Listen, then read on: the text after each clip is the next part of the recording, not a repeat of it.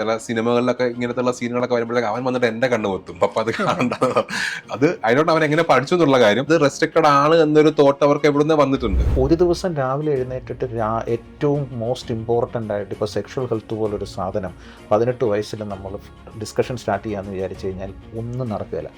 നമ്മൾ കുട്ടിയോട് സംസാരിക്കുന്നത് എങ്ങനെയാണെന്ന് ശീലിച്ചിട്ടില്ല. അതായത് ഒരുപാട് പേരൻസ് അങ്ങനെ വന്നിട്ടുണ്ട്. അപ്പം കുട്ടിയോട് ചെറുപ്പം മുതലേ സംസാരിക്കാൻ സാധിക്കുകയും സില്ലി ആയിട്ടുള്ള കാര്യങ്ങൾ ചോദിക്കുകയും അതുപോലെ കൊക്കോലമൺ എന്താണെന്ന് 3 വയസ്സുള്ള കുട്ടിയോട് സംസാരിക്കാൻ ഒരു പേരൻറ്റിന് സാധിക്കുകയും കൂടുതൽ 13 വയസ്സാകുമ്പോഴും സിമിലറായ വേറൊരു ടോപ്പിക്ക് സംസാരിക്കാൻ പറ്റും.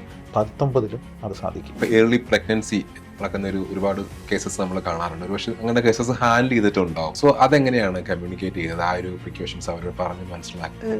മീ പേഴ്സണലി ഞാൻ മക്കളോട് പറഞ്ഞിട്ടുണ്ട്, നിങ്ങൾക്ക് എന്തെങ്കിലും പെൺകുട്ടികളുടെ രീതിയിൽ അവരുടെ ആദ്യത്തെ പീരിയഡ്സ് ഒക്കെ ആയി കഴിയുമ്പോഴത്തേക്ക് ആസ് എ മദർ ഞാൻ എൻ്റെ 2 മക്കളുടെ അടുത്തും ഇങ്ങനെ അതിനെപ്പറ്റിയൊക്കെ സംസാരിച്ചിട്ടുമുണ്ട്. ആൻഡ് മൂവിങ് ഫോർവേഡ്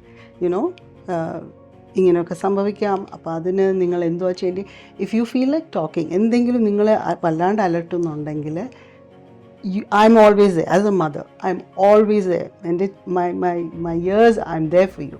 ആ ഒരു മെസ്സേജ് മക്കൾക്ക് ഞാൻ എപ്പോഴും കൊടുത്തിട്ടുണ്ട്. പക്ഷേ ഇഫ് യു നോട്ട് കംഫർട്ടബിൾ, എന്നോട് സംസാരിക്കാൻ നിങ്ങൾ കംഫർട്ടബിൾ അല്ലെങ്കിൽ ഫോർ ഷുവർ. എനിക്ക് 2 പെൺകുട്ടികളായതുകൊണ്ട് അവർ ഭയങ്കര ക്ലോസാണ്. കൊച്ചിലെ ഭയങ്കര അടിയായിരുന്നു, പക്ഷേ ഇപ്പം ഭയങ്കര ക്ലോസാണ് രണ്ടുപേരും.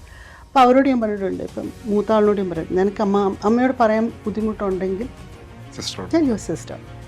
അല്ലെങ്കിൽ if you want to get, പിന്നെ ഇത് നമ്മൾ മലയാളികൾ നമ്മൾ ഓപ്പൺ അല്ലാത്ത വേറെ ഒരു കൾച്ചർ എന്നാന്ന് വെച്ചാൽ get some help, some counselling help, അങ്ങനത്തെ കാര്യങ്ങൾ നമ്മൾ ഒട്ടും ഓപ്പൺ ആയി നമുക്കത് നാണക്കേടാണ്. നമ്മൾ ഫാമിലി ഉള്ളപ്പോൾ അതിൻ്റെ ആവശ്യമില്ല.